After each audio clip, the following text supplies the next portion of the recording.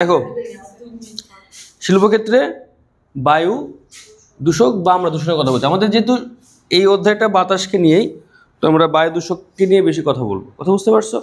বায়ু দূষক কোনগুলো? যেগুলো আমার শিল্পক্ষেত্রে যেসব গ্যাস বা ক্ষতিকর গ্যাস উৎপন্ন হয় সেগুলো আমি বলছি বায়ু দূষক। ক্ষতিকর গ্যাস যেগুলো উৎপন্ন হয় শিল্পক্ষেত্রে সেগুলো বলছি আমি বায়ু দূষক। যেমন carbon monoxide, carbon dioxide, NO2, SO2 বা SO3, এগুলো আমার কি? এগুলো হচ্ছে আমার শিল্পক্ষেত্রে উৎপন্ন হওয়া কিছু দূষক গ্যাস, যেগুলো আমার ক্ষতির কারণ বা আমাকে বা বাতাসকে ক্ষতি করতে পারে বা বাতাসকে অপরিষ্কার করতে পারে, দূষিত করতে পারে। আচ্ছা, এরপর আসো, এর মধ্যে ভাগ আছে। এখানে সংজ্ঞা ভিত্তিক পড়া খুব বেশি নাই, আমার জানা ভিত্তিক পড়ায়। ভাগ হলো দুটো, একটা হলো প্রাইমারি দূষক, প্রাইমারি দূষক, হ্যাঁ প্রাইমারি আর সেকেন্ডারি। প্রাইমারি দূষক আর হলো আমার সেকেন্ডারি দূষক। সরাসরি সরাসরি যেটা উৎপন্ন হয় এটা প্রাইমারি দূষক।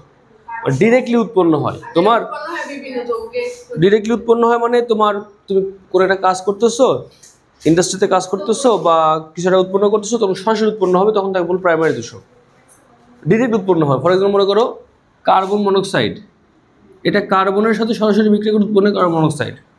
সরাসরি বিক্রিয়া করলো বা সরাসরি মানে কোনো রকম পরিবর্তন না হয়ে উৎপন্ন হলো, তখন তাকে বলছে প্রাইমারি দূষক। এগুলা আগে উৎপন্ন হয়, প্রাইমারিগুলো কি হয়? আগে আগে উৎপন্ন হয় বিভিন্ন জায়গাতে। ধরো গাড়ির ধোঁয়া থেকে উৎপন্ন হতে পারে, বা ইটের ভাড়া উৎপন্ন হতে পারে, বা কোনো কিছু পুড়ে ফেললাম হতে পারে। এগুলো হলো প্রাইমারি দূষক, সরাসরি উৎপন্ন হয়। কার্বন ডাইঅক্সাইড, মনোক্সাইড আর কার্বন ডাইঅক্সাইড, SO2 বা NO2, এগুলো হচ্ছে আমার প্রাইমারি দূষক। CO2, হ্যাঁ, এগুলো আমার প্রাইমারি দূষক। সরাসরি উৎপন্ন হচ্ছে এগুলো কি বলছে আমি? প্রাইমারি দূষক। এর বাইরেও তোমার মনে করো অ্যামোনিয়া গ্যাস আছে বা H2S গ্যাস আছে, এগুলো প্রাইমারি দূষক। আর এইসব গ্যাস থেকে যদি এইসব গ্যাস পুনরায় অন্য কারোর সাথে বিক্রিয়া করে, যদি আরও অন্য কোনো দূষক উৎপন্ন করে, এগুলো গ্যাস বিক্রিয়া করলো পানির সাথে, বিক্রিয়া করলো মনে করো তোমার ওয়ের সাথে, বা অন্য গ্যাসের বিক্রিয়া করলো অন্য কোনো গ্যাস উৎপন্ন করলো, তাহলে আমরা পাবো গিয়ে সেকেন্ডারি দূষক। মনে করো ফর এক্সাম্পল H2O, এটা বিক্রিয়া করে অক্সিজেনের সাথে, উৎপন্ন করে সালফার ট্রাইঅক্সাইড, বুঝতে পারছো? আবার এটা উৎপন্ন করে পানির সাথে, উৎপন্ন করে H2SO3 বা H2SO4 বাষ্প বা গ্যাস বলতে পারো। H2SO4 উৎপন্ন করে, H2SO4 বাষ্প মানে এটা একটা ধোঁয়া উৎপন্ন করে। ওই যে ক্লাস 9-এ পড়ে আসতো না, ধূময়মান যে বা সালফার বাষ্প, ওইরকম উৎপন্ন করে। তো সেগুলো হলো আমার সেকেন্ডারি দূষক। এটা শুধু মনে রাখতে তোমাকে, এগুলো পরীক্ষাতে তথ্যর বাইরে অন্য প্রশ্ন আসবে না, মানে এগুলো তথ্যভিত্তিক প্রশ্ন, MCQ ভিত্তিক প্রশ্ন, তথ্যভিত্তিক প্রশ্ন আর কি। এর বাইরে মনে করো N2O আছে, এখানে NO হবে, এখানে N2O হবে, আবার N2O5 আছে। এই হচ্ছে আমার তোমার প্রাইমারি দূষক আর সেকেন্ডারি দূষক। এখানে NO লেখো, NO2 হবে, NO লিখো এখানে, হ্যাঁ। তো এখানে কিছু তো আমার আর তেমন কিছু নাই। আমি আরেকটা পয়েন্ট পড়তে পারি, দূষকের সিঙ্ক এবং দূষকের গ্রাহক। দূষকের সিঙ্ক আর গ্রাহক পড়তে পারি, বাট এটা মনে হয় খুব বেশি আমার ইম্পর্টেন্ট না। তারপরে আমি একটু বলে দিই দূষকের গ্রাহক কোনটা, সেটা বলে দিই। নাইট্রোজেন পেন্টাঅক্সাইড, নাইট্রোজেন পেন্টাঅক্সাইড দূষকের গ্রাহক। দেখো এটা হচ্ছে যে জিনিসটা দূষক দ্বারা ক্ষতিগ্রস্ত হয়, যে বস্তু দূষক দ্বারা ক্ষতিগ্রস্ত হয়, বা বলবো টার্গেট, ক্ষতিগ্রস্ত হয়, বাট এটাকে টার্গেটও বলতে পারো। ক্ষতিগ্রস্ত হয়, তুমি এটাকে বলতে পারো, টার্গেটও বলতে পারো। যেখানে কোনো কিছু পড়লে এই জায়গাটা ক্ষতিগ্রস্ত, তাকে বলছি আমি দূষকের গ্রাহক বলছি, দূষক গ্রাহক।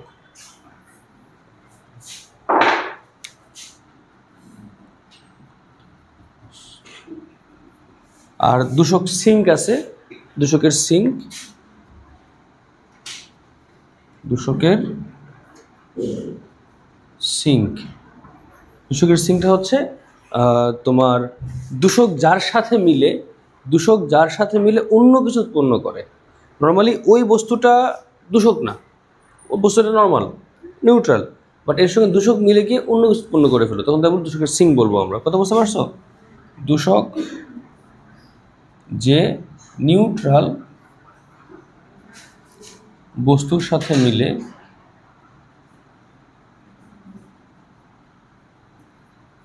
অন্য কোনো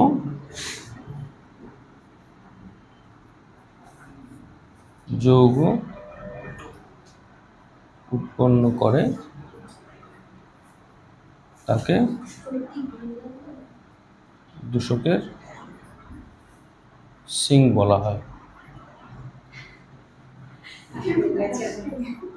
তো এখানে ধরো তোমার সালফার ট্রাইঅক্সাইড বা ডাইঅক্সাইড, সালফার ট্রাইঅক্সাইড বা ডাইঅক্সাইড, আমি সালফার ট্রাইঅক্সাইডে দিই প্লাস H2O, এটা কি দূষক না? পানি কি নিউট্রাল, উৎপন্ন করলো কি H2SO4 বাষ্প। তাহলে এটা হচ্ছে আমার সিঙ্ক, মানে এটা একটা ধোঁয়া উৎপন্ন করে, ধোঁয়া বা গ্যাস উৎপন্ন করে। হ্যাঁ, মানে সরাসরি তুমি ধরো মনে করো ধরো এটার মধ্যে এই সালফার ট্রাইঅক্সাইড গ্যাস আছে, পানি যোগ করে দিলা, লিকুইড হবে না, এটা গ্যাস তৈরি করবে। একটা ধূমায়মান বলতে অলিয়াম, ওটা আরেকটা। তুমি এই পাত্রের মধ্যে আমার সালফার ট্রাইঅক্সাইড গ্যাস আছে, কি গ্যাস? সালফার ট্রাইঅক্সাইড, পানি যোগ করে দিলা, তাহলে কি লিকুইড এটা পাবা না, একটা ধোঁয়া তৈরি হবে, একটা সাদা ধোঁয়া তৈরি হবে। ধোঁয়াটা কার ধোঁয়া? সালফিউরিক অ্যাসিডের ধোঁয়া। বুঝতে পারছো? ওটা আলাদা করে বানাইতে হয়, ওটার জন্য স্পেশাল প্রসেস আছে। ওটা আমরা অলিয়ামের সাথে মিক্স করি, মানে ওটা হচ্ছে এরকম, দেখো H2SO4 প্লাস SO3, মানে SO3 গ্যাসটাকে সালফিউরিক অ্যাসিড দ্বারা শোষিত করি। এই সালফার ট্রাইঅক্সাইড গ্যাসটাকে আমি অ্যাসিড দ্বারা কি করি? শোষিত করি, শোষণ করে নিই। নেওয়ার পরে কি আমার উৎপন্ন হয় H2S2O7, এর নাম অলিয়াম বা ধূমায়মান সালফিউরিক অ্যাসিড। এর সাথে আমি অল্প অল্প করে পানি যোগ করে ওটাকে লিকুইড বানায় ফেলি। কথা বুঝতে পারছো? তারপরে কি যোগ করি? আমি পানি যোগ করি, পানি যোগ করলে আমার উৎপন্ন হয় H2SO4 2 মোল। যত পানি দিব তত মানে পাতলা হবে, পানি কম দিলে ঘন, পানি বেশি দিলে পাতলা হবে এই পার্থক্য। বুঝতে পারছো? তাহলে এটা হলো আমার সিঙ্ক বা নিউট্রাল যে সাবস্টেন্সটা, এ হলো সিঙ্ক। এরপর মনে করো এই যে H2SO4 দূষক প্লাস ক্যালসিয়াম কার্বনেট, এটাও সিঙ্ক, উৎপন্ন হবে ক্যালসিয়াম সালফেট প্লাস পানি। তো এটা মাথায় রেখো, প্লাস কার্বন ডাইঅক্সাইড। তো এটা মাথায় রাখতে পারো যে এই দূষকের সাথে যেগুলো যুক্ত হয় এটাকে বলা হয় দূষকের সিঙ্ক। তো নিরাপদ মাত্রা আছে, তোমাদের বইতে একটা চার্ট দেওয়া আছে, ওই চার্টটা দেখে নিতে পারো। ওই চার্টের টেবিলে কোন দূষক কী পরিমাণ আমরা সহ্য করতে পারি এটুকু বলা আছে। তো এটা নিয়ে MCQ বাইরে অন্য প্রশ্ন হবে না। একটা চার্ট দেখবো বইতে, যে এরকম চার্ট দেওয়া থাকবে যে কোন দূষকের কতটুকু মাত্রা। তো দূষকের মাত্রা এরকম চার্ট দেওয়া আছে, সব বইতে আছে। দূষকের মাত্রাতে তোমরা দেখবা যে ধরো CO2 বা SO2 একটা মাত্রা দেওয়া আছে। ফর এক্সাম্পল CO নিয়ে কথা বলে ফেলি, CO2 নিয়ে কথা বলে ফেলি, এর মাত্রা হচ্ছে আমার 350 ppm, মানে বাতাসে এর বেশি হয়ে গেলে সেটা আমার দূষক হিসাবে বিবেচনা করা হবে। এরকম মাত্রাগুলো দেওয়া আছে, একটু দেখে নিবা মাত্রাগুলো পরীক্ষাতে। MCQ বাইরে অন্য কোথাও আসে না। CO2 আছে, SO2 আছে। দূষকের মাত্রা কতটুকু পর্যন্ত আমি শোষণ, parts per million, parts per million বা মিলিগ্রাম পার লিটার, এটা বলতে পারো পার্টস পার মিলিয়ন অথবা মিলিগ্রাম পার লিটার, দুটাই বলা যায়। ঠিক আছে? আচ্ছা, ঠিক হলো আমার দূষকের এই ইনিশিয়াল পার্টটা শেষ। এর বাইরে দু একটা তথ্য আমরা মনে রাখতে পারি। ধরো CO কে আমরা কি নামে চিনি? আরেকটা ডাক নাম আছে, নীরব ঘাতক। কেন বলা হয় নীরব? নীরব ঘাতক। এটা কেন বলা হয় নীরব ঘাতক? বলার কারণটা হচ্ছে এটা কোনো গন্ধ বা কোনো কিছু নাই আর কি। গন্ধ বা এরকম কোনো কিছু নাই, বা তুমি দেখলেও বুঝতে পারবে না যে এখানে যদি আমি CO গ্যাস রেখে দিই বা ছেড়ে দিই, রুমে ঢুকার সময় বুঝতে পারবো না। বাসা বাড়িতে যখন একটা সিলিন্ডার গ্যাস লিক হয়, একটা কড়া গন্ধ পাওয়া যায়, একটা খারাপ গন্ধ পাওয়া যায়, বোঝা যায় এখানে একটা ঝামেলা আছে কিছু একটা।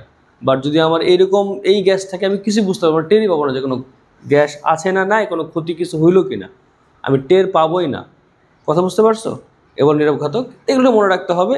এর বাইরে মনে করো এই একটা গ্যাসকে ফ্লু গ্যাস বলা হয়, এটাও মনে রাখতে পারো। এটাকে বলতে পারো, এটা একটু বেশি, হ্যাঁ এটাকে বলতে পারো ফ্লু গ্যাস। ফ্লু গ্যাসটা হচ্ছে ডাক নাম, সালফার ট্রাইঅক্সাইড, এটা ডাক নাম এটাই, আর অন্য কিছু না। তোমাকে আমি ইন্ডাস্ট্রিয়ালিস্ট ব্যবহার করে মানুষজন SO3, এটাকে ডাক নাম বলতে পারো ফ্লু গ্যাস। আচ্ছা আর কি আছে? আর এখানে তো কিছু নাই, সমস্যা না, আর না দিলেও চলবে। হ্যাঁ, গ্রিন হাউস নিয়ে খুব বেশি পড়ানোর কিছু নাই। গ্রিন হাউসে তো মোটামুটি যথেষ্ট পড়াশোনা করে ফেলছো, তো শুধুমাত্র গ্রিন হাউস গ্যাসগুলো মনে রাখবা তাহলেই হবে। গ্রিন হাউসের কনসেপ্ট নিয়ে তো কোনো ঝামেলা নাই, শুধু মনে রাখবা গ্রিন হাউস গ্যাসগুলো কি। গ্রিন হাউস গ্যাস, এটা মনে রাখো, তাহলেই আমার কাজ হয়ে যাবে। গ্রিন হাউস থেকে পরীক্ষা কোনো প্রশ্ন আসেও না, আসবেও না, আসার চান্সের কোনো সুযোগও নাই। তো গ্রিন হাউস গ্যাসগুলো যেগুলো, এগুলোর মধ্যে আমরা একটু দেখি কী গ্রিন হাউস গ্যাস। সবার আগে CO2 হচ্ছে প্রধান গ্রিন হাউস গ্যাস। এরপরে কি আছে? মিথেন, এরপরে হচ্ছে আমার CFC। এই তিনটা হচ্ছে মূলত আমার গ্রিন হাউস গ্যাস। একটা পার্সেন্টেজ দেওয়ার চেষ্টা করি আমি, কোথায় কত পার্সেন্ট দেওয়া আছে বা কোথায় কতটুকু আছে সেটা বুঝতে পারবো। দেওয়া আছে দেখো, এটা হচ্ছে একটা চার্ট দিচ্ছি আমি, জায়গায় এই চারটা মনে রাখতে পারো, তাহলে তোমার জন্য সুবিধা হবে মনে রাখতে বা কাজ করতে আর কি। না, ওটা বেশি উৎপন্ন হয় না, ওটা আসলে খুবই ক্ষতিকর। মনে হচ্ছে এটা বলার কারণটা কি জানো? আমরা যে শ্বাস নেই, কি নেই? অক্সিজেন নেই না। অক্সিজেন আমার বডিতে হিমোগ্লোবিন যা আছে, বায়োলজি স্যাররা ভালো বলতে পারবেন, আমি আমার মতো করে বলতেছি আর কি। তো হিমোগ্লোবিনের সাথে সে যুক্ত হয় অক্সিজেন। হিমোগ্লোবিনটা যখন আমার কোষে যায়, সে হিমোগ্লোবিন ছেড়ে দেয়, মানে অভিস্রবণ প্রক্রিয়া ঘটায়, সেখানে CO2 নিয়ে চলে আসে।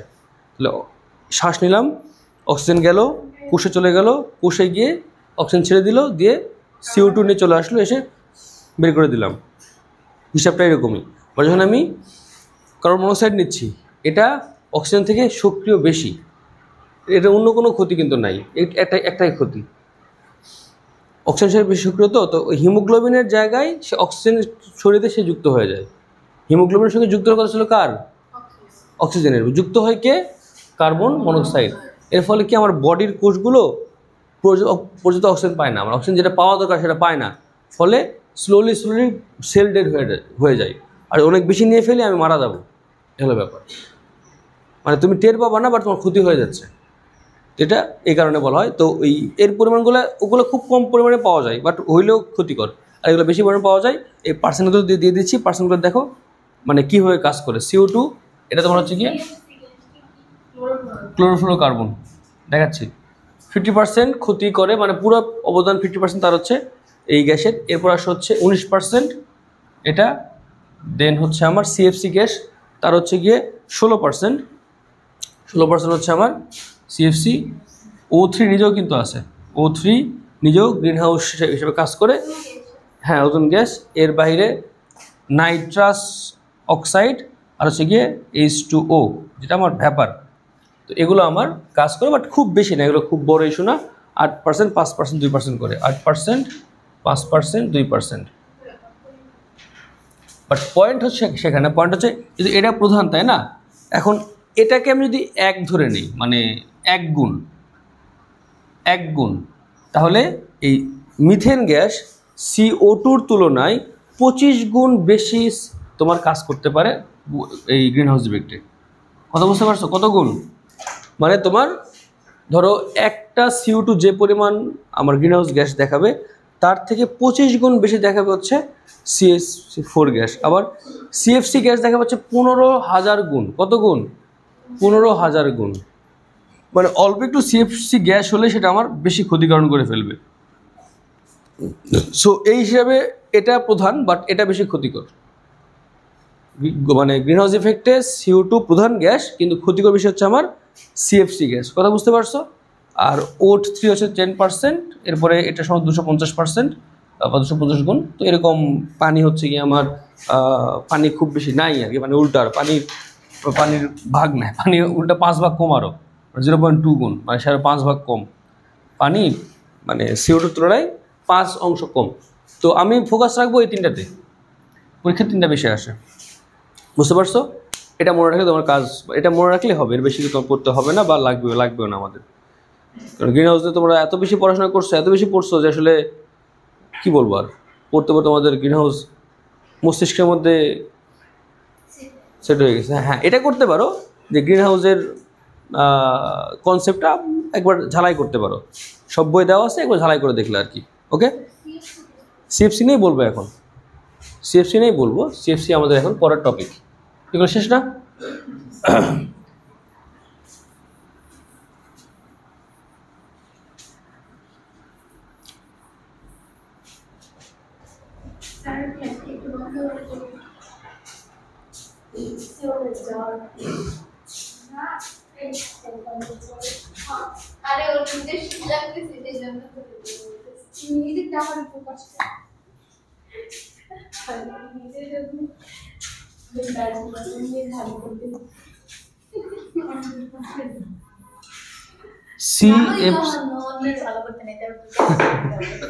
সিএফসি সিএফসি এর নাম হচ্ছে ক্লোরো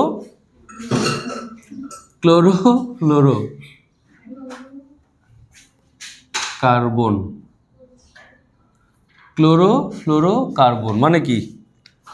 ক্লোরিন থাকবে, ফ্লোরিন থাকবে, কার্বন থাকবে। এগুলো হচ্ছে আমার CH4 বা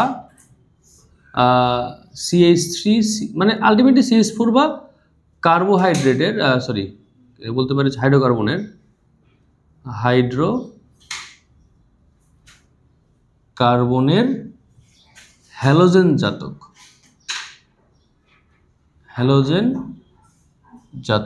আচ্ছা, প্রশ্ন হচ্ছে এই জাতক মানে কি? এখান থেকে অন্য কিছু উৎপন্ন হওয়া, মানে মিথেন থেকে অন্য কিছু হওয়াকে বলছি আমি হ্যালোজেন জাতক। কথা বুঝতে পারছো? হ্যাঁ, আচ্ছা। তো ধরো আমি এরকম করি, CH4কে যদি আমি এটাকে রিপ্লেস করে দিলাম CCl2F2 দিয়ে, এটা একটা হচ্ছে আমার, এটা একটা CFC গ্যাস। কথা বুঝতে পারছো কি? এটা একটা CFC। হ্যাঁ, ওটাই বলছিলাম। CFC হচ্ছে কি তোমার ওই গ্যাস যেটা হাইড্রোজেনকে হ্যালোজেন দ্বারা রিপ্লেস করে আমি যে গ্যাসটা পাচ্ছি, হাইড্রোজেনকে আমি হ্যালোজেন দ্বারা রিপ্লেস করছি, তাকে বলা হয় CFC, ক্লোরোফ্লোরোকার্বন হলো আমার CFC গ্যাস।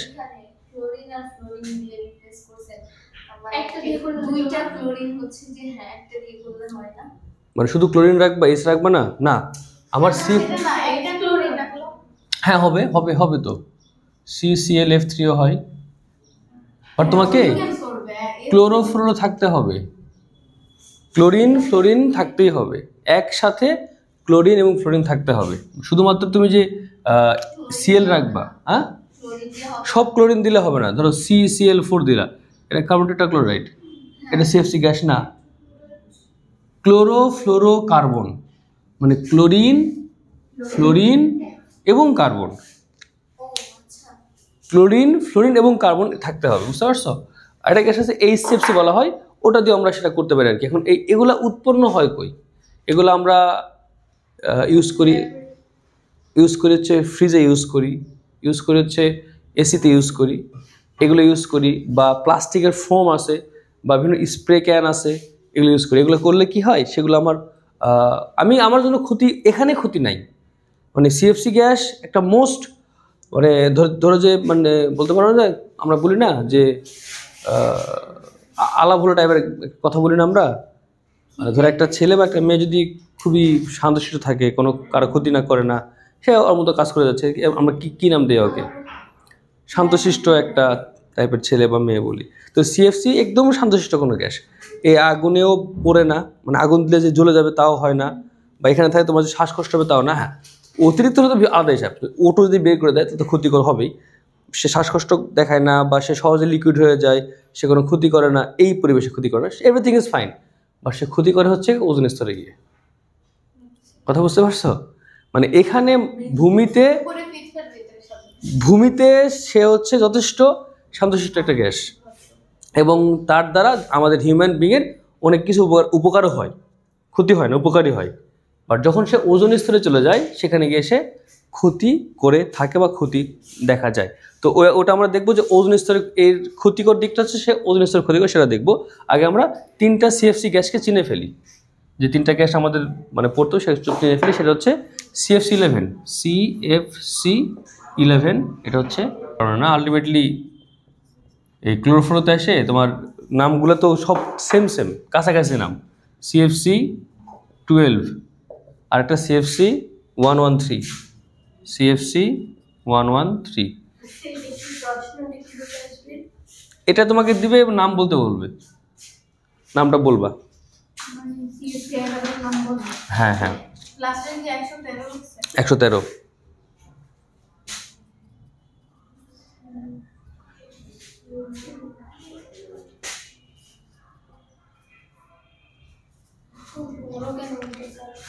এই যে দুটো আছে যে এগুলো একটু মনে রাখতে হবে। হ্যাঁ নাম কোড নেম CFC11 কোড, এটাকে কোড বলা হয়। এই কোড মানে হচ্ছে ট্রাইক্লোরোফ্লোরোকার্বন, 12 ডাইফ্লোরোকার্বন। CFC13 মানে হচ্ছে কি হ্যাঁ ট্রাইফ্লোরো ইথেন বা ট্রাইফ্লোরো কার্বন বলতে পারো এখানে। হ্যাঁ ওই বিক্রিয়া তোমার পড়ছো না, মিথেন প্লাস ক্লোরিন CH, হ্যাঁ Cl এরকম। তো এইরকম বিক্রিয়া সে করে ফ্লোরিনের সাথেও, এটা হিউম্যান বিং তৈরি করে ফেলতে পারে আর কি। সো এই হচ্ছে আমার 3টা CFC আছে, আরও তোমাদের বইয়ে থাকতে পারে, আমি যেখানে পাইছি এখানে 3টা আছে। শুধুমাত্র মনে রাখবা যে কোন CFC মানে কি। ওকে, ট্রাইফ্লোরোকার্বন, ওটা কার্বনই বলবো আর কি, ডাইকার্বন বলা যাবে না। তুমি ট্রাইকার্বন দিবা না, ওটা ডাইকার্বন এমনিতে হয়ে যাবে। মানে ট্রাইকার্বন যখন তুমি দিয়ে লিখবা বা সাজাবা, ডেকে স্ট্রাকচার করবা, তখন এমনিতে চলে আসবে। কার্বন ফ্লোরিন ক্লোরিন, ধরো এদিকে F2 ছিল না, হ্যাঁ ক্লোরিন ফ্লোরিন, এই আর কি তোমার ট্রাইফ্লোরোকার্বন। ঠিক আছে। আচ্ছা, এখন আসলে ক্ষতি কি করে, ওজোন স্তরের ক্ষতি।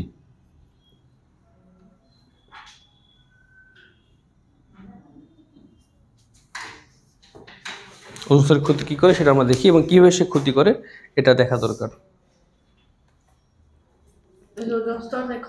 হ্যাঁ নর্মালি আবারও বলি যে এটা কিন্তু ভূমিতে খুবই নিষ্ক্রিয় গ্যাস, মানে আগুনেও পড়ে না বা পানিতেও মেশে না বা ছেড়ে দিলে উড়ে চলে যায়। বাট এই যে উড়ে চলে যাওয়ার পরে সে ক্ষতি করা শুরু করে, কথা বুঝতে পারছো? তো ওজোন স্তরে কি হয় আমার, ধরো CF2CL2 নিয়ে কথা বলছি, এখানে সূর্য থেকে একটা রশ্মি আসে, কি রশ্মি আসে? ইউভি রশ্মি আসে, মনে আছে? ইউভি রশ্মি আসে, আল্ট্রাভায়োলেট। এই রশ্মিটা কি করে, এখান থেকে মুক্ত মূলক বা মুক্ত ক্লোরিন উৎপন্ন করে। কি উৎপন্ন করে? মুক্ত chlorine, CF2Cl dot plus Cl dot, এর নামটা মনে রাখো, পরে কাজে লাগবে। হ্যাঁ ডট, একটা ইলেকট্রন থাকে এখানে, মুক্ত জোট থেকে একটা বাদ চলে যায়, কি ক্লোরিন মুক্ত মূলক, ক্লোরিন মুক্ত মূলক এখানে উৎপন্ন হয়, কথা বুঝতে পারছো? ক্লোরিন, হ্যাঁ ওই মেকানিজম যদি পড়ে থাকো অর্গানিকে, তাহলে এটা আর কি, যেখানে তুমি মানে বিক্রিয়া করে ভাঙাইতে পারো, উৎপন্ন হয় Cl dot plus Cl dot. এরকম কিছু পড়ছো কিনা ক্লাস 9 কি স্যাররা পড়াইছে? ডট থাকবে, ডট না থাকলে হবে না। হ্যাঁ মানে এইখানে যে বন্ধনটা আছে না, এই বন্ধনটাকে আমরা কি নাম দিই? এটা বন্ধন জোড় বলি। এটা কি বলি? বন্ধন জোড়। যদি বিক্রিয়া করার সময় যে জারটা নিয়ে চলে যায়, তখন তাকে আমরা বলি মুক্ত জোড় হয়ে গেল আর কি। বন্ধন জোড় থেকে ইলেকট্রন জোড় উৎপন্ন করলো ক্লোরিন মুক্তমূলক। তো বন্ধন জোড় বের হয়ে উৎপন্ন করলো মুক্তমূলক, কথা বুঝতে পারছো? ছিল বন্ধন জোড়, আলাদা হয়ে গেল, উৎপন্ন করলো কি মুক্ত জোড় না, মুক্তমূলক। মুক্ত জোড় সেগুলা এখানে একটু ভালো বুঝতে পারবো। দেখো এটা হচ্ছে মুক্ত জোড় ইলেকট্রন, এটা হচ্ছে আমার বন্ধন জোড় ইলেকট্রন। বুঝতে পারছো? মুক্ত জোড় বন্ধন জোড়, মুক্ত জোড় বন্ধন জোড়, প্যাঁচ লাগায় না। পরে যখন এই যে মুক্তমূলক হয় তখন যে বন্ধন জোড়ের গুলাই হচ্ছে নিয়ে চলে যায়। না না না, হ্যাঁ হ্যাঁ, মুক্তমূলক গুলা বন্ধন জোড়ের যে কোনো একটা নিয়ে চলে যায়, মানে যারটা সে নিয়ে চলে যায়, যারটা ও নিয়ে চলে যায়। শেয়ার করেছিল, এখন ভাঙার সময় যার ইলেকট্রন সে নিয়ে চলে গেল। এখন যেহেতু এ চলে আসছে, এ কিন্তু বেশ সক্রিয়। কি এটা? অনেক সক্রিয় কিন্তু, মানে এই শুধু মুক্ত অবস্থায় থাকবে না, সে Cl2 হলেও সক্রিয়। যদি আমরা Cl2 গ্যাসের কথা বলি, এই গ্যাস সক্রিয় গ্যাস, বিক্রিয়া করতে চাই, যদি সে সক্রিয় হয় তাহলে সিঙ্গেল আরও সক্রিয় হবে, কারণ তার তো অষ্টক পূর্ণ না, অষ্টকও পূর্ণ না, আবার সে মনে করো যে এমনিতেই সক্রিয় অবস্থায় আছে, তাহলে সে সক্রিয় অবস্থাকে তুমি এটা লিখতে পারো চাইলে। এটা আমার এই টপিকের মধ্যে পড়ে না, বাট তাও লেখা যাবে, সমস্যা নাই। এখন এই মুক্তমূলকটা আসলো, O3 সাথে বিক্রিয়া করতে উৎপন্ন করলো Cl, মুক্তমূলক উৎপন্ন করলো ClO2, আর হচ্ছে কি ও মুক্তমূলক উৎপন্ন করলো ClO2। আচ্ছা, ClO2 একটু পরে আসে, আবার ঠিক করে দিই। Cl মুক্তমূলক আর O2, দেন O2 লেখো। তাহলে সে কি করে, সেখান থেকে একটা অক্সিজেন বের করে নিয়ে যায়, উৎপন্ন করে Cl মুক্তমূলক, দেন O2। আচ্ছা, এরপরে আবার সে বিক্রিয়া করে, আবার বিক্রিয়া করে, প্রসেস, হ্যাঁ।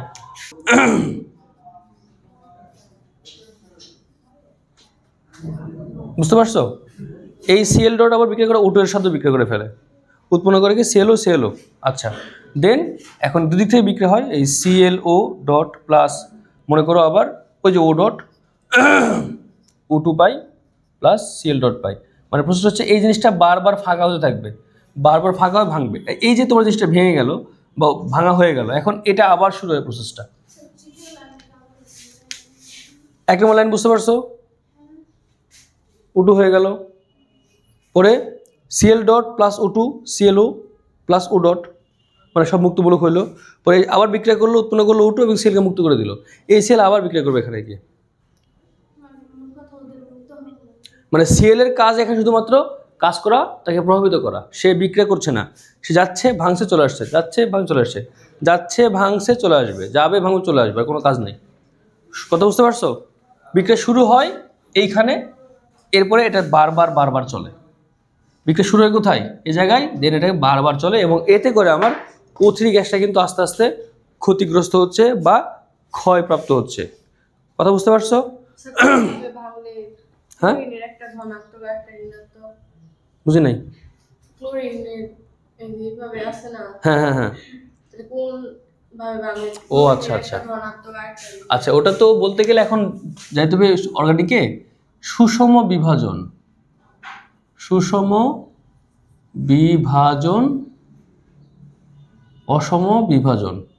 সুষমটা হচ্ছে ক্লোরিন, ক্লোরিন যে একটা চলে গেল সুষম Cl ডট, Cl ডট, আর অসম হলে Cl সবটা নিয়ে চলে যায়, তাহলে Cl প্লাস আর Cl মাইনাস। এই হলো অসম হলে যদি সবটা নিয়ে যায় তখন তাকে বলে অসম বিভাজন।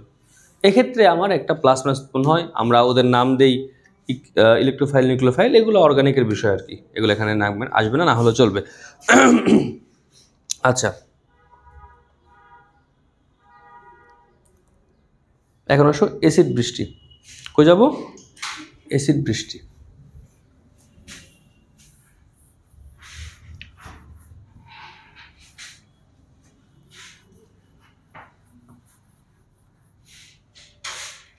কি কিছু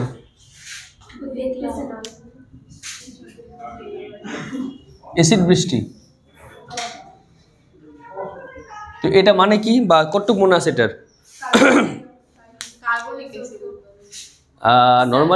নর্মালি আমাদের যে বৃষ্টি, আমরা যেটা ভিজি বৃষ্টিতে, সেই বৃষ্টিটা কিন্তু খুবই হালকা অ্যাসিডিক, জানো তো কিভাবে? কারণ আমাদের বায়ুমণ্ডলে আছে কার্বন ডাইঅক্সাইড গ্যাস, তো যখন বৃষ্টি ফোঁটা পানিতে মানে আসে, এর সাথে যুক্ত হয়ে CO2 গ্যাস উৎপন্ন করে H2CO3, এটা কার্বনিক অ্যাসিড। তো এটা স্লাইডলি অ্যাসিডিক, খুব বেশি ক্ষতি করে তা না, এটা কার্বনিক অ্যাসিড, এটা মৃদু আর কি। অ্যাসিডটাও মৃদু, ক্ষতিও খুব কম করে, এটা আমাদের সাধারণ প্রসেস। যত ভালো বৃষ্টি, যত বেশি বৃষ্টি হবে তত বেশি মোটামুটি আমার এইটা আস্তে আস্তে কমে যাবে। তো তারপরেও এই বৃষ্টির পানির পিএইচ এর মানটা তোমার অ্যারাউন্ড 5.6 এর কাছাকাছি, অ্যারাউন্ড 5.6 এর দিকে আর কি। মানে এটা হচ্ছে একটা মৃদু অ্যাসিড হিসেবে কাজ করে, মনে রাখতে পারো এই মানটা কত 5.6 এর দিকে থাকে।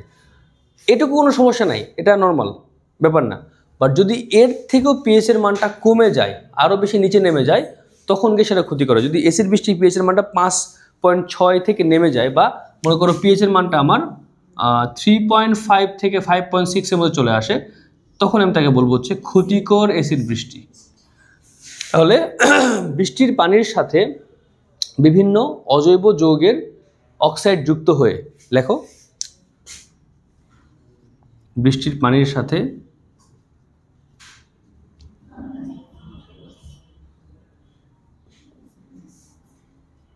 বিভিন্ন অজৈব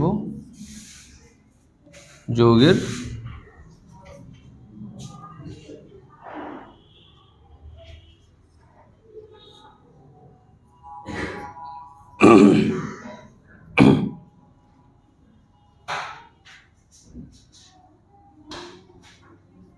ক্ষতিকর কম পিএইচ সম্পন্ন বৃষ্টি উৎপন্ন করে তাকে অ্যাসিড বৃষ্টি বলে।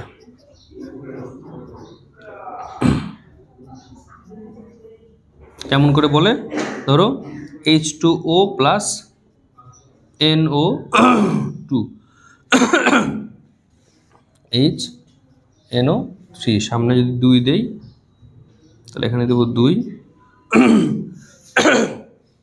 1 2 3 4, তাহলে এখানে ব্যালেন্স করার সময় এখানে তাহলে 4 দিয়ে দাও, 4 দাও, আর হচ্ছে O2 দাও, আর হচ্ছে এখানে 2 দাও, হ্যাঁ এখানে 4। তাহলে এটা কি উৎপন্ন হলো? Nitric acid. এটা হলো নাইট্রিক অ্যাসিড বা SO2 SO3 প্লাস H2O উৎপন্ন হবে H2SO4। তো এগুলো হচ্ছে আমার ক্ষতিকর উৎপন্ন করলো অ্যাসিড। কি এগুলো? ক্ষতিকর অ্যাসিড। তো এটা নিয়ে একটু বিক্রিয়া আকার লিখতে হবে আমার, সেই বিক্রিয়াগুলো লিখে দিচ্ছি আমি, এক এক করে বিক্রিয়াগুলো দেখে নাও। এই 3 বিক্রিয়া দেখে নাও তাহলে হবে। বলো।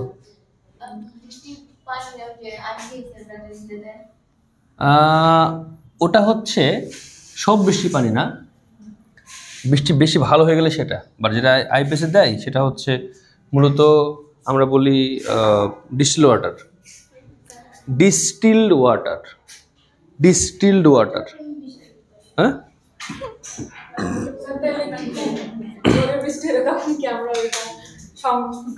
হ্যাঁ হ্যাঁ করতে পারবা, করতে পারবা। আচ্ছা তাহলে কি বলে দিই, তোমরা বৃষ্টিতে ভিজতে ভালো লাগে? কখন ভিজো? বৃষ্টি হলে ভিজো? অবশ্যই ভিজবা, তবে মানে বৃষ্টি মাত্র শুরু হয়েছে এটাতে না ভেজানো ভালো, না ভেজা ভালো, কারণ ওটা ওই মানে বায়ুমণ্ডলের যে ক্ষতিকর গ্যাসগুলো আছে সেগুলোকে নিয়ে নামে। তো বৃষ্টি মনে করো ধরো 10 মিনিট হয়ে গেছে, এরপরে ভিজাটা ভালো আর কি। মানে বৃষ্টি হচ্ছে মনে 10 মিনিট ধরে বৃষ্টি হচ্ছে, তারপরে তুমি ভিজতে পারো। অথবা সকালে একবার বৃষ্টি হয়ে গেছে, ওই বৃষ্টিটা তোমার না, যদি বৃষ্টি পানির ক্ষেত্রে যে পানিটা আসলে শুরুতে থাকে সেটা প্রথম 2 4 5 মিনিট, এটা বেশ ক্ষতিকর বৃষ্টি, কারণ সে সকল দূষিত পদার্থ নিয়ে এসে নামে, মানে বায়ুমণ্ডলে গ্যাস বা যা যা থাকে সবগুলোকে নিয়ে এসে আস্তে আস্তে নামে। তো ওই সময় না ভেজাটা ভালো। কথা বুঝতে পারছো? তো এখন এটুকুতে ঠিক আছে। এখন আমরা দেখবো হচ্ছে ওই ধরো একটা দেখবো H2, মানে তোমাদের বিক্রিয়া আমি লিখে দিচ্ছি অলরেডি, লেখা হয়েও গেছে, তারপর সবগুলোকে আমি সিকোয়েন্স দিয়ে দিচ্ছি আর কি। সবগুলো বিক্রিয়া তোমার লিখতে হবে এমন না, যখন যে বিক্রিয়া চাইবে সেই বিক্রিয়া লিখবা, মানে এই সবগুলো বিক্রিয়া আমার লেখা লাগবে। এটা হচ্ছে কার্বনিক, এটা প্রাকৃতিক অ্যাসিড বৃষ্টি। এটা কি প্রাকৃতিক অ্যাসিড বৃষ্টি, এটা তেমন কোনো খুব বেশি ক্ষতি করে না। নাম্বার 2 কোনটা? Nitric acid. নাইট্রিক অ্যাসিড এর নাম শোনো নাই?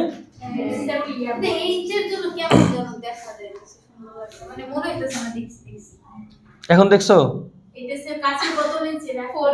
এখন দেখছো? এখন দেখছো? সামনে 4 এর জন্য মনে হচ্ছে এরকম, ব্যালেন্সের কারণে, আর আর কিছু না। নাম্বার 2 দেখো, প্লাস O2 নাইট্রোজেন ডাইঅক্সাইড, ঠিক আছে। এগুলোতে প্রাকৃতিক বলতে পারো, এটাও মানুষ সৃষ্ট হতে পারে, সিউডো মানে বানায় না, সিউডো মানুষও বানায়, বাট এটা একটু মাইল্ড, অত বেশি ক্ষতি করে না, বাট এগুলো হচ্ছে অতিরিক্ত ক্ষতি করে, বুঝতে পারছো? অ্যাসিড বেশি সবগুলাই বেটা একবার দিচ্ছি সব, হ্যাঁ হ্যাঁ, যেগুলো আমার লাগবে সেগুলো একবার দেখাচ্ছি। দেন আসো 2 4 NO2 plus 2H2,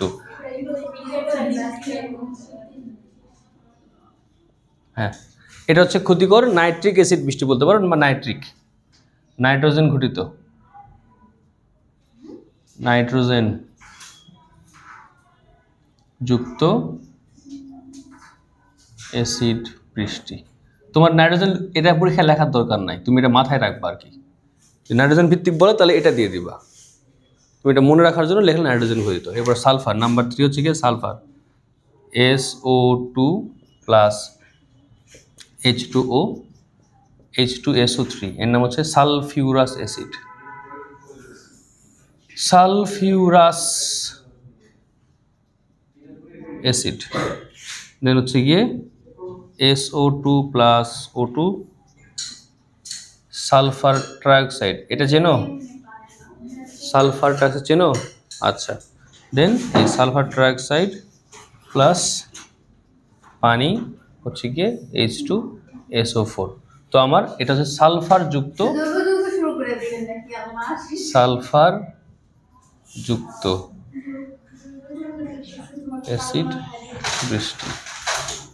তো এই হচ্ছে আমার 3টা বিক্রিয়া মনে রাখতে হবে। এরপরে তোমরা চাইলে একটু ক্ষতিকর বা ক্ষতি কি করে দেখে রাখতে পারো। একটা খুবই কমন ক্ষতির ব্যাপারটা ছিল, হ্যাঁ হ্যাঁ মানে এমন মানে ক্ষতি বেশি করে এগুলো আমার, হ্যাঁ উপরেরটা ক্ষতি কম করে, ওর তো তোমার মানে নর্মালি আমার প্রকৃতিতে পাই আমি, যদিও যে জায়গাতে ইন্ডাস্ট্রিয়াল এরিয়া সে জায়গাতে ক্ষতি করে সত্য, বাট ওই এরিয়াতে আমার তো এই গ্যাসগুলো উৎপন্ন হয়, এগুলো উৎপন্ন হয়, তো এগুলো বেশি ক্ষতি করে। হ্যাঁ হ্যাঁ একসাথেই ঘটে, সাভার বা গাজীপুর এরিয়াতে যেখানে যেখানে এরকম গ্যাস উৎপন্ন হয় সেখানে ক্ষতিকর মানে অ্যাসিড বৃষ্টি হয় আর কি। ভালো আছে গাজীপুর? আচ্ছা, এখানে ভালো আছে। গাজীপুরেও এই বৃষ্টির প্রভাব দেখা যায়। এই যে মনে করো আগ্রার তাজমহলের কালারটা হচ্ছে কি মার্বেল কালার, মার্বেল না, এটা কালো হয়ে যায়, কেন কালো হয়ে যায়? হ্যাঁ হ্যাঁ হ্যাঁ, তার প্রশ্নটা কি বুঝতে পারছো? তো আগ্রার তাজমহল তো মার্বেলের সাদা কালার না, এই কালার সাদা কালারটা উঠে যাচ্ছে বা কালারটা ক্ষয়ে যাচ্ছে, কেন হচ্ছে? অ্যাসিড বৃষ্টির কারণে। হ্যাঁ আচ্ছা, আমি এটা ইরেজ করে দিব, নিচে লিখে দিই। দেখো আগ্রার তাজমহল তৈরি করা হয়েছে কি ক্যালসিয়াম কার্বনেট দিয়ে, ক্যালসিয়াম কার্বনেট, সাদা পাথর মধ্যে ক্যালসিয়াম, মার্বেল পাথর বলি আমরা, কি বলি মার্বেল পাথর, তো মূলত হচ্ছে কি ক্যালসিয়াম কার্বনেট দেশে বিক্রিয়া করে এসে সব কি পাবা?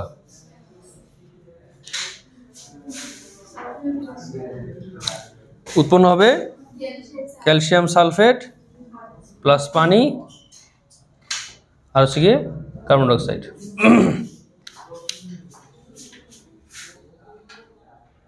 বুঝতে পারছো?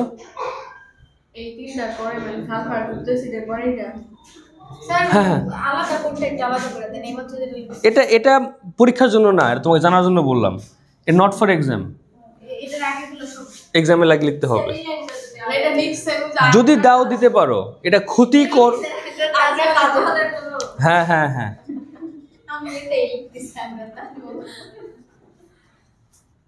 এটা হচ্ছে ক্ষতির ক্ষেত্রে লিখবা, এটা যদি ক্ষতি করে তখন লিখবা, আদার্স লেখার দরকার নাই।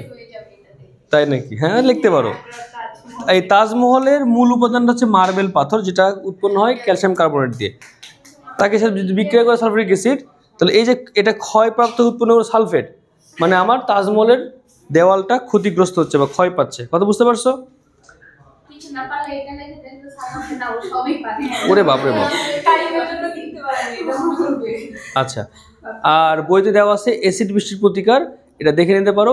এটা নিয়ে খুব বেশি প্রশ্ন হয় না, হয়তো 2-3টা পয়েন্ট দেওয়া আছে, দেখে নিতে পারো। অ্যাসিড বৃষ্টির প্রতিকার নিয়ে একটা প্রশ্ন পড়ে নিতে পারো, যে অ্যাসিড বৃষ্টির প্রতিকার ওই লেখব উপরে লিখে, তো জায়গায় দিকে নাই। অ্যাসিড বৃষ্টি এবং তার প্রতিকার নিয়ে জাস্ট লাইন, মূলত এই বৃষ্টি কি বা এগুলো এমসিকিউতে বেশি বেশি আসে, এগুলো আসলে সিকিউ ভিত্তিক প্রশ্ন না, এগুলো ক খতেও খুব বেশি আসছে, এমন রেকর্ডও খুব বেশি নাই। তারপরে দেখে নিতে হবে অ্যাসিড বৃষ্টি, আর পরে প্রতিকারটা পড়ে নিও আর কি, এটা কঠিন কিছু না। লাইন দুটো আছে, আমি একটু মুখে বলে দিচ্ছি, মুখে বলে দেই, একবার চোখ বুলালেই হয়ে যাবে। একটা হচ্ছে তোমার অ্যাসিড বৃষ্টি যেখানে হয়, যে জায়গাতে হয়, যদি সেটা পুকুর বা এরকম কোনো জায়গা হয়, সেখানে আমরা চুন বা চুনাপাথর ছড়িয়ে দিব, যেন অ্যাসিডের অতিরিক্ত প্রভাবটা নষ্ট করে ফেলতে পারে। এর বাইরে মনে করো আমি যখন ইন্ডাস্ট্রি থেকে কোনো গ্যাস বের হবে, সেই গ্যাসগুলোকে আমি ফিল্টার করে বের করে দেবো, সেই গ্যাসগুলো আমি শোষণ করে, ফিল্টার না, গ্যাসকে আমি যে ক্ষতিকর গ্যাসগুলোকে শোষণ করলাম, করে সেই গ্যাসগুলো অন্য কাজে লাগাবো। ধরো আমার SO2 গ্যাস ক্ষতিকর, এটা সত্য, যদি আমি SO2 গ্যাসটা শোষণ করে ফেলতে পারি, শোষণ করে ফেললাম, করলে এই গ্যাসটা উৎপন্ন করবো আমি SO3, একে উৎপন্ন করবো সালফিউরিক অ্যাসিড, যেটা এটা আমার ইউজড করতে পারবো, আমি এটাকে আমি ব্যবহার করতে পারবো। আমি এটা প্রকৃতি ছেড়ে দিচ্ছি না, আমি এটা ছেড়েছিলাম প্রকৃতিতে, বাট আমি এটাকে শোষণ করলাম, করে এখানে বানাইলাম, দেন এটা বানাইলাম। তার মানে কি, আমার এখন আমার হাতে এখন এটা ব্যবহারযোগ্য হিসেবে আছে, ওটা তো ব্যবহার করা যাচ্ছে না। আমি এখন এটাকে যদি শোষণ করতে পারি, তাহলে এটাকে আমি ব্যবহার করতে পারবো। এই ব্যবহার করতে পারলাম মানে সেটা আমার জন্য ক্ষতিকর হবে না, আমার যখন লাগবে তখন ব্যবহার করবো আমি। আর ওটা কিন্তু পুরো এলাকা ছড়ায় পড়তেছে, কোনো কোনো ইন্ডাস্ট্রি শুধুমাত্র এটাই উৎপন্ন করে, হয়তোবা অন্য ইন্ডাস্ট্রি এটা উৎপন্ন করে তাকে পাঠিয়ে দিল, সেটাই উৎপন্ন করে ফেললো, এটাও হতে পারে। কিন্তু এইগুলো ধরবে এগুলো গ্যাস না ধরবে কি? আচ্ছা, ধরো SO2 গ্যাস যদি আমি ক্যালসিয়াম অক্সাইডের দ্রবণে চালনা করি, যে গ্যাসটা উৎপন্ন হয়, যে গ্যাসটা উৎপন্ন হচ্ছে, মনে করো এইটা হচ্ছে আমার চিমনি, কি এটা চিনি চিমনি, এর মাঝে আমি একটা ছোটো একটা টিউব দিয়ে দিলাম, কি দিলাম, টিউব, পানির টিউবের মধ্যে, পানির টিউবটা আমার, পানির টিউবের মধ্যে আমার CaO বা CO2 আছে, কি আছে আমার এর মধ্যে, মনে করো এটা আছে, এটা কি ক্যালসিয়াম, কি এটা, কি এটা, মেশিনের মধ্যে কি তরল আকারে দিবেন হ্যাঁ হ্যাঁ হ্যাঁ, এই যে মনে করো চিমনি দিয়ে আমার SO2 গ্যাসটা পার হচ্ছে, মনে করো পার হচ্ছে না, আমি এর মাঝে ওই ক্যালসিয়াম অক্সাইডটা বৃষ্টির মতো ফেলবো, কি ফেলবো, বৃষ্টি যেমন থাকে স্প্রে করে, স্প্রে মতো করে ফেলবো। একটা টিউব ওটা ধরে ক্যালসিয়াম হাইড্রোক্সাইড এটা হচ্ছে একটা চিমনি, চিমনি বুঝো, হ্যাঁ যে মেশিনের উপরে যে থাকে ওটা না, চিমনি এক্সস্ট পাইপ, ফ্যান না, এক্সস্ট পাইপ বুঝো, পাইপ বুঝো না, যেকোনো একটা পাইপ একটা পাইপ আর কি, যে পাইপ দিয়ে গ্যাসটা বেরো যাচ্ছে, ওই পাইপ, ওই পাইপের উপরে আমি আচ্ছা ওই গ্যাসটা পাইপের মধ্যে ঢুকাইলেন হ্যাঁ টিউবে রাখবো, না আল্লাহ গ্যাস উৎপন্ন উপরে উঠবে না, গ্যাসটা উৎপন্ন আছে, মনে করো এটা তোমার ইন্ডাস্ট্রি, ফিগার ড্র করতে পারবো না, কষ্ট হয়ে যাবে তো, ইন্ডাস্ট্রি দেখুন প্লেস এটা মনে করো ইন্ডাস্ট্রি, এই গ্যাস উপরে উঠতেছে না, আমি গ্যাসটা উপরে ওঠার আগে বা তার আগেতে আমি গ্যাসটা একটু বাঁকা করে পাইপে ঢুকাবো। এই যে এরকম তো কিচেনও হয় না, এই যে রান্নার পরে আচ্ছা আচ্ছা, যাক, আমি কিচেন তোমার দায়িত্ব, সেটা তুমি ভালো বুঝতে পারবা।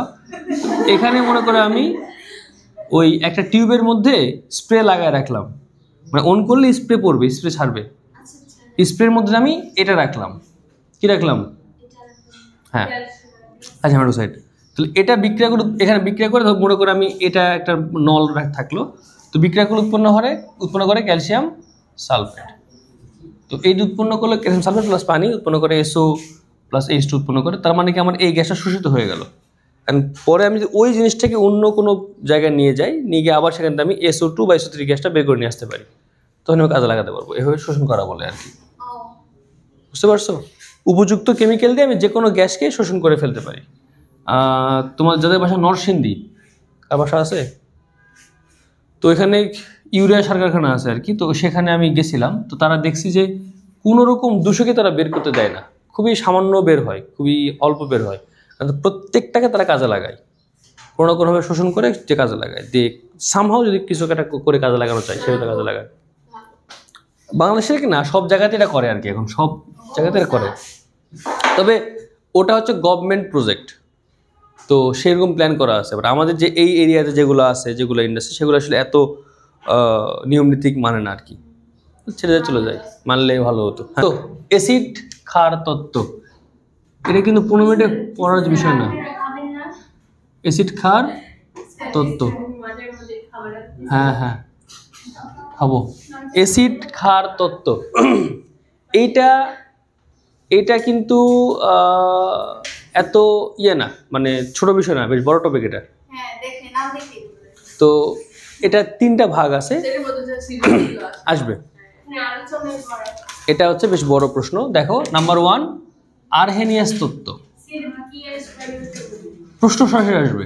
আরহেনিয়াস গঘ, আরহেনিয়াস তত্ত্ব গঘ আসবে। খ গ ঘ, মানে অ্যাসিড বা ক্ষার কাকে বলে, এটা হচ্ছে প্রশ্ন। অ্যাসিড বা ক্ষার কাকে বলে, এটাই হলো প্রশ্ন। হ্যাঁ, কি বলে, কি বলছে? তো এই অ্যাসিড কে অ্যাসিড যে বলে, তো ওটাতে একটু ভেঙে বলতে হবে। দেখো, আমরা অ্যাসিড বলতে বুঝি যেসব মানে পদার্থ বা রাসায়নিক পদার্থ জলীয় দ্রবণে H+ আয়ন দান করে, না প্রশ্ন বলা যাবে না। যেসব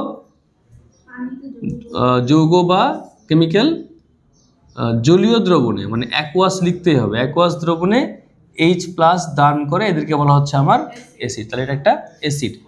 আর ক্ষার কি হবে? হ্যাঁ হ্যাঁ হ্যাঁ, তাহলে Na++OH-, এখানে অ্যাকুয়াস লিখবা, এগুলোতে অ্যাকুয়াস লিখবা আর কি, ঠিক আছে? কি লিখবা? অ্যাকুয়াস লিখবা। অ্যাকুয়াস মানে কি? জলীয় দ্রবণ। অ্যাকুয়াস মানে জলীয় দ্রবণ। এ হচ্ছে তত্ত্ব, এটা আমরা পিচ্চিকাল থেকে। আরহেনিয়াস, এটা ম না, দন্ত স, আরহেনিয়াস তত্ত্ব, ঠিক আছে? আচ্ছা, তো এই তত্ত্বতে সব ঠিকঠাক, কোনো সমস্যা নাই। না, বলতে পারে যে HCl অ্যাসিড তত্ত্ব অনুসারে ব্যাখ্যা করো। এখন তোমার যে তত্ত্বটা খাটবে সেটা ব্যাখ্যা করবা। ধরো তোমাকে বলা হলো HCl aqueous plus NaOH, aqueous NaCl plus H2O, নিচের উদ্দীপকে থাকা বিক্রিয়ক দুটিকে আরহেনিয়াস তত্ত্ব মতে অ্যাসিড বা ক্ষারক ব্যাখ্যা করো। তোমাকে তো এটা দেখাইতে হবে, বুঝতে পারছো? এটা সহজ, এর পরীক্ষা আসবে না। এটা সহজটাই আসবে না, কঠিনটা আসবে। এটা কঠিনটা আসবে, কথা বুঝতে পারছো? হ্যাঁ, তো এখানে আমরা এই জিনিসটা পড়ে আসছি, এতদিন ধরে পড়ে আসছি না? বেজ বেজ বেজ বেজ লিখেছি, বেজ। নামগুলো মনে রাখো, পরে কাজে লাগবে। ইন ফিউচারে তো ইংলিশে পড়া লাগবে, নামগুলো মনে রাখো। হ্যাঁ, এটাতে সমস্যা কোথায়? সমস্যা হচ্ছে এই জায়গায়, জলীয় দ্রবণ না হলে এটা কাজ করবে না, কথা বুঝতে পারছো? মনে করো HCl গ্যাস, মনে করো, প্লাস NH3 গ্যাস, NH4Cl, এটা লবণ না? তাহলে লবণ হয়, তাহলে এটা কি কাজ অ্যাজ এ কাজ করতে পারে না? করতেই পারে। বাট যদি আমি জলীয় দ্রবণ না দিই, তাহলে এই তত্ত্বটা খাটবে না, বড় সমস্যা এখানে। জলীয় দ্রবণ না দিলে এই তত্ত্বটা খাটবে না। হ্যাঁ, কন্ডিশন হতেই হবে জলীয় দ্রবণ, না হলে সে খাটবে না, কথা বুঝতে পারছো? তাহলে কি বুঝতে পারলাম? এই তত্ত্ব সব ঠিকঠাক ভালো, বাট এই তত্ত্বের জলীয় দ্রবণ না হলে এটা খাটছে না, কথা বুঝতে পারছো? এটা পড়ে রাখবা, এটা খুব ইম্পর্টেন্ট। যে আরহেনিয়াস তত্ত্বের মানে ব্যর্থতা বা সীমাবদ্ধতা, বলতে পারো সীমাবদ্ধতাটা পড়ে নিও, তাহলে হবে। সীমাবদ্ধতা, এটা পড়লেই এনাফ, আর কিছু লাগবে না। তাহলে এখন যেহেতু এটাতে সীমাবদ্ধ হয়ে গেছে, আমাকে যেতে হচ্ছে এখন সেকেন্ড তত্ত্বতে। সেটা হচ্ছে কি? ব্রনস্টেড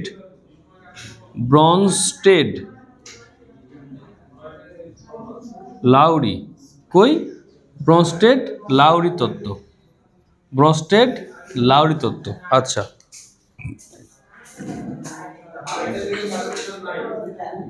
ব্রনস্টেড লাউরি তত্ত্ব খাটবে না, খাটবে না। তো এখন দেখো, এই তত্ত্ব মধ্যে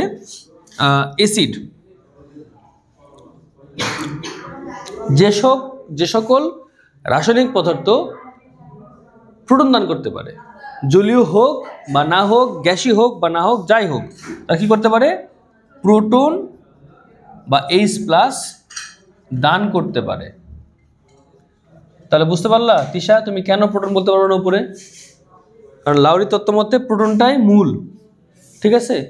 সে দান করতে পারলেই হবে, সে জলীয় হোক, গ্যাসীয় হোক, যা খুশি হোক, কোনো সমস্যা নাই, দান করতে পারলেই হবে। দ্যাট মিনস HCl থেকে যদি সে H+ বের করতে পারি, তার মানে সে অ্যাসিড। সে কোন অবস্থায় ডাজন্ট ম্যাটার, কথা বুঝতে পারছো? আর বেজ হলে গিয়ে কি হবে? প্রোটন গ্রহণ করতে পারে। কি করতে পারে? প্রোটন গ্রহণ করতে পারে, যে কোনো অবস্থায় সে গ্রহণ করতে পারে। সে যদি মনে করো সে যদি গ্রহণ করতে পারে, ধরো সে গ্যাসীয় অবস্থায় আছে, থাকতেই পারে, কোনো সমস্যা নাই, বা সে গ্রহণ করতে পারে। এখন দেখো এই বিক্রিয়া ব্যাক করি, আবার HCl এর বিক্রিয়া ব্যাক করি, প্লাস NH3। এখানে HCl কি করছে? H দান করছে বা প্রোটন দান করছে, অ্যামোনিয়া প্রোটন গ্রহণ করছে না? উৎপন্ন হচ্ছে কি? NH4 বা HCl। এটা লিখতে পারো তুমি Cl- প্লাস NH4+ লিখতে পারো, বা তুমি সরাসরি লিখতে পারো NH4Cl। আমি একটু ইচ্ছা করলাম ভেঙে লিখলাম, কাজ আছে এটার একটা। তো এইভাবে এরা অ্যাসিড ক্ষার হয়ে গেছে, কথা বুঝতে পারছো?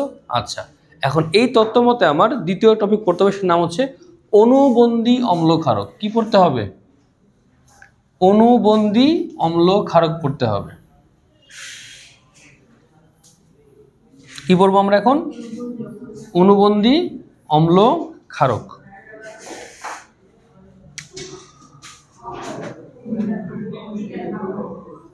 অণুবন্ধী অম্ল ক্ষারক। দেখো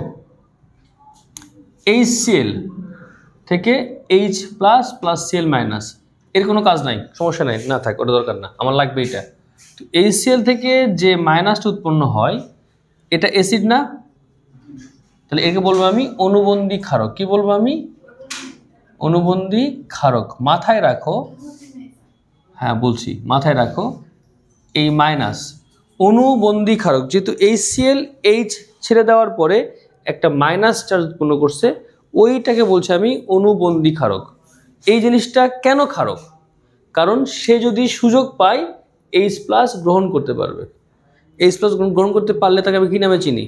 ক্ষারক নামে চিনি, আগে পড়ে আসছিলাম। আবার একইভাবে যদি অণুবন্ধী অম্লের ক্ষেত্রে আসো, এই যে অ্যামোনিয়ার কথা বলছিলাম, H+ গ্রহণ করে সে কী উৎপন্ন করবে? NH4+। এটা আমার যদি ক্ষারক হয়, তাহলে এটা হবে কি হবে? এটা অণুবন্ধী অম্ল বা অ্যাসিড, ঠিক আছে? অণুবন্ধী অম্ল বা অ্যাসিড।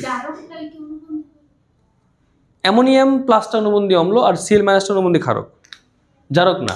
মাথায় রেখো, অণুবন্ধী অম্ল হলে মাইনাস হবে, আর ক্ষারক হলে প্লাস হবে। মোস্ট অফ দ্য কেস তারা এইভাবে বিক্রিয়া করবে, কাজ করে দেখাবে, কথা বুঝতে পারছো? আচ্ছা, তাহলে আমি একটু আরেকবার লিখে দেই। ধরো HCl প্লাস NH3,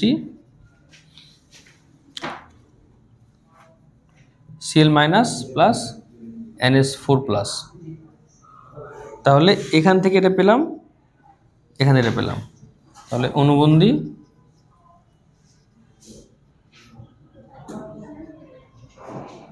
ক্ষারক,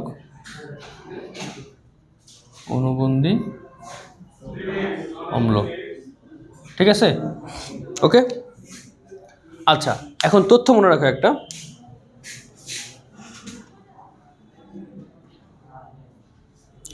সবল অ্যাসিড বা ক্ষার এর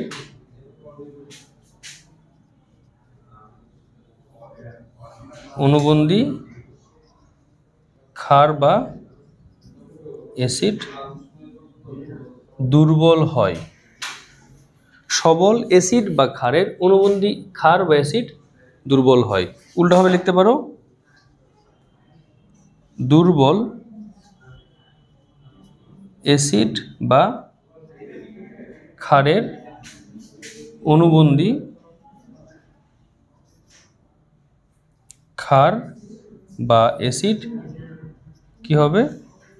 সবল হবে। ব্যাখ্যাটা দিচ্ছি কেন?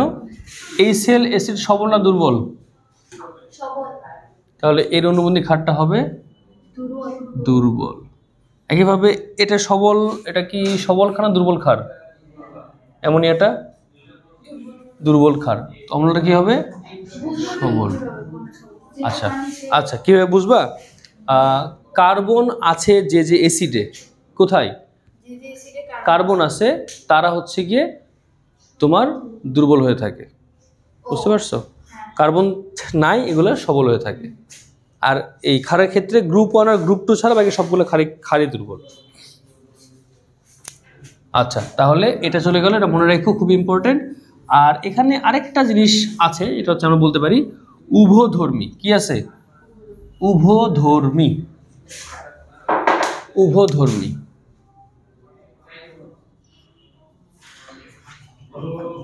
যেমন মনে করো HCO3- এর নাম হচ্ছে বাইকার্বনেট আয়ন। কি নাম? Bicarbonate ion. এ চাইলে -H করতে পারে, করে CO3 চুজ করতে পারে, মানে ছেড়ে দিল মনে করো, তাহলে সেখানে কি হিসেবে কাজ করলো?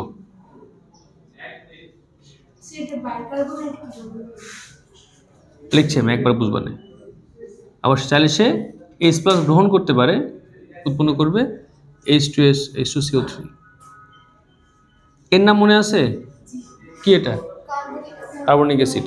যদি সে একটা H+ ছেড়ে দেয় তাহলে কি হবে? তাহলে হবে বাইকার্বনেট। কি হবে? না, বাইকার্বনেট। হ্যাঁ, H থাকবে আর H2CO3 থেকে H+ HCO3-, তাহলে এটার নাম কি?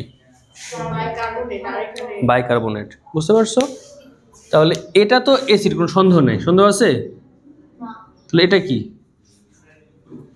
ওই তত্ত্ব মতে অনুবন্ধী ক্ষার, তাই না? আবার সে একইভাবে সে কিন্তু আবার আরেকবার এটা করতে পারে, মানে H+ আবার ছাড়তে পারে, উৎপন্ন করবে CO3-2-। তাহলে সেই হিসেবে সে আবার অ্যাসিড এসে কাজ করছে। তাহলে এই ধরনের যে তোমার যৌগগুলো আছে, যেগুলো একই সাথে অ্যাসিড H+ গ্রহণও করতে পারে, ছাড়তেও পারে, এদেরকে বলা হয় অনুবন্ধী, এদের বলা হয় উভধর্মী পদার্থ। মনে থাকবে, যেসব যৌগ একই সাথে হাইড্রোজেন গ্রহণও করতে পারে আবার ছাড়তেও পারে, এটা বলি কি আমি? উভধর্মী। প্রোটন, আমরা কোথায় আছি এখন? ব্রস্টেড লাউডিতে আছি, প্রোটনে আছি। একই সাথে তারা প্রোটন গ্রহণও করতে পারে, ছাড়তে পারে, এদেরকে বলছি আমরা কি? তোমার বলছি উভধর্মী পদার্থ। যেমন পানি, প্রশ্ন আসতে পারে এটাই, পানি একটি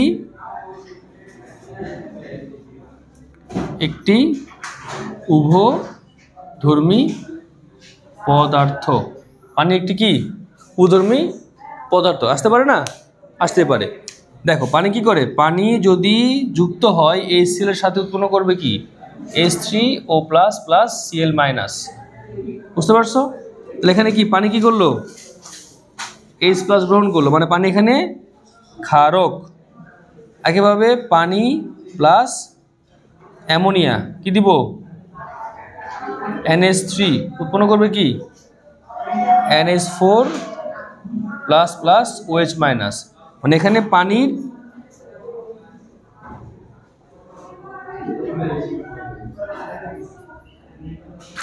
H-টাকে ছেড়ে দিচ্ছে, তাহলে উৎপন্ন করছে অ্যামোনিয়াম OH। তো পানি কাজ করছে কি হিসাবে? অ্যাসিড। মনে থাকবে? আচ্ছা, পানি একটি উভধর্মী পদার্থ মানে কি? পানি প্রোটন গ্রহণও করতে পারে, ছাড়তেও পারে, তাই না? তাহলে পানি প্লাস HCl কি উৎপন্ন হয়? আয়ন আর Cl-। এর নাম হচ্ছে হাইড্রোনিয়াম আয়ন। কি নাম? Hydronium ion. কি নাম? Hydronium ion. হাইড্রোনিয়াম আয়ন কি নাম? Hydronium ion. বুঝতে পারছো? ঠিক আছে? বুঝো নাই? বেশি হয়ে গেছে? পড়া বেশি হয়ে গেছে আজকে? High high. আবার একইভাবে পানি H ছাড়তেও পারে, ছাড়লে কি হবে? ছাড়লে হবে সে কাজ করবে অ্যাসিড হিসাবে। তাহলে হচ্ছে ব্রনস্টেড লাউরির তত্ত্ব মনে থাকবে। তো পরীক্ষায় অনুবন্ধী এই উদাহরণ ব্রনস্টেড লাউরির তত্ত্ব, এটা সবগুলাই কার মধ্যে? ব্রনস্টেড লাউরির মধ্যে, ঠিক আছে না? আচ্ছা আচ্ছা, শেষ অংশ আজকের লুইস তত্ত্ব। কি তত্ত্ব? লুইস তত্ত্ব। হ্যাঁ হ্যাঁ, লুইস তত্ত্ব। কি তত্ত্ব? লুইস তত্ত্ব।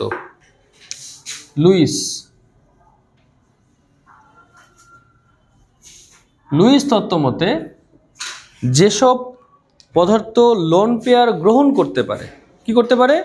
লোন পেয়ার, অ্যাসিড মুক্ত জোর ইলেকট্রন, বা আমরা বলতে পারি লন পেয়ার। কি বলতে পারি? লন পেয়ার গ্রহণ করতে পারে। তাহলে অ্যাসিড লন পেয়ার গ্রহণ করতে পারে, আর ক্ষার কি করতে পারে? মুক্ত জোর ত্যাগ করতে পারে। মুক্ত জোর ইলেকট্রন একটু উপধর্মী। ও উঠাবো সবই, কিন্তু পরীক্ষায় প্রশ্নটা অ্যান্সার করবে। হ্যাঁ হ্যাঁ, এটা প্রোটন H+, এটাও প্রোটন H+, এটা ও হ্যাঁ এখানে H+ লিখবা। ঠিক আছে, থ্যাংক ইউ, গুড ক্যাচ। তাহলে মুক্ত ইলেকট্রন লন পেয়ার দান করতে পারে। কোনটা? হ্যাঁ এখানে এই যে এখানে H+ ছেড়ে দিছে না, H++, আমি তো প্লাস দিছিলাম না, সমান চিহ্ন, ডবল অ্যারো আর কি, ডবল অ্যারো চিহ্ন, দুদিকে যেতে পারে। উভধর্মী হিসেবে সে দুপাশে যাওয়া আসা করতে পারে বোঝানোর জন্য। আচ্ছা ওটা হোক, লেখা হয়নি তোমাদের, বুঝতে পারছি এখনো, লেখা শেষ করো, পর দেখাচ্ছি। Lone pair, lone LONE, lone মানে একা, মুক্ত একা, লন। পানি প্রোটন গ্রহণ করছে, পানি H+ গ্রহণ করে হয়ে গেছে হাইড্রোনিয়াম আয়ন, আর HCl দান করছে, দান করে হয়ে গেছে HCl, তো HCl থাকবে Cl-। তাহলে পানি প্রোটন গ্রহণ করে হয়ে গেছে কি? Hydronium ion. এখানে পানি প্রোটন দান করছে করে হয়ে গেছে অ্যামোনিয়াম আয়ন আর OH- আয়ন। পানি দানও করতে পারে, গ্রহণও করতে পারে, এর মানে হচ্ছে উভয় পদার্থ। ঠিক আছে, হইলো শেষ। একটু বসো ওখানে, একটু বসো, ডাকবো না একটু পরে। দেখো LCl3,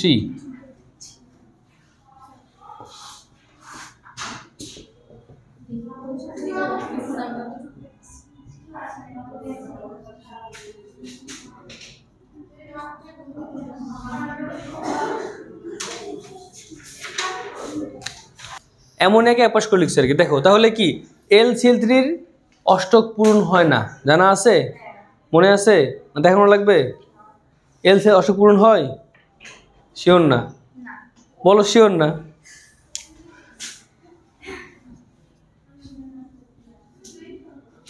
এক দুই তিন চার পাঁচ ছয়, কয়টা হলো? 6টা। অষ্টক পূরণে কয়টা লাগে? এখন 8টা। সে কি করবে? একটা লন পেয়ার গ্রহণ করবে, হচ্ছে লন পেয়ার গ্রহণ করবে, মুক্তজোর গ্রহণ করবে। হ্যাঁ গ্রহণ করে শেয়ার করবে। কমপ্লেক্স কম্পাউন্ড পড়ছো না এইভাবে, ঠিক আছে? এই মনে করো যে কপার প্লাস 4 অ্যামোনিয়া, CuNH3,4, এটা কি? টেট্রামিন কপার 2 আয়ন, মনে আছে? এখানে কপার আয়ন, যেটা এই কপার আয়ন, সেও একটা লুইস অ্যাসিড, সেও কি লুইস অ্যাসিড, সেও কি লুইস অ্যামিন। হ্যাঁ অ্যামোনিয়া বা অ্যামিন বলতে পারো। তাহলে সে কি? সেও একটা লুইস অ্যাসিড, কারণ সেও লন পেয়ার গ্রহণ করতে পারে। ঠিক আছে, তো এই হচ্ছে তোমাদের আজকে পর্যন্ত পড়া। বলো এখানে কোনো প্রশ্ন থাকলে প্রশ্ন করতে পারো, ইউ ক্যান আস্ক। কোথায়? কারণ এখানে সে H+ ছেড়ে দিয়েছে, তাই সে কাজ করছে। এখানে খারো কোথায়? এটা এটা এটা হ্যাঁ এটা অ্যারো অ্যারো মানে হচ্ছে কি বলে মানে কোঅর্ডিনেট কোভালেন্ট বন্ড বা বলতে পারো সন্নিবেশ সমযোজী বন্ধন। এটা হলো সন্নিবেশ সমযোজী বন্ধন। ওটা লবণ বলবা, অ্যামোনিয়া আর হচ্ছে LCl3 লবণ, আর কিছু বলা দরকার নাই। Ammonia acid chloride, ammonia acid chloride এটা বলবে। হ্যাঁ কোনটা? অ্যারো চিহ্ন মানে সন্নিবেশ সমযোজী বন্ধন। অ্যারো চিহ্ন মানে কি? শূন্য সমযোজী। তুমি যদি মনে করে লিখবা না, এটাও লেখা যাবে, তাহলে লিখতে হবে H3NLCl3, এটাও লিখতে পারো, এটাও লেখা যাবে, কোনো সমস্যা নাই, এটাও লেখা যাবে। ওকে ঠিক আছে, তাহলে লিখো। সে এখন লিখে, হ্যাঁ সে এখন লিখেই নাই।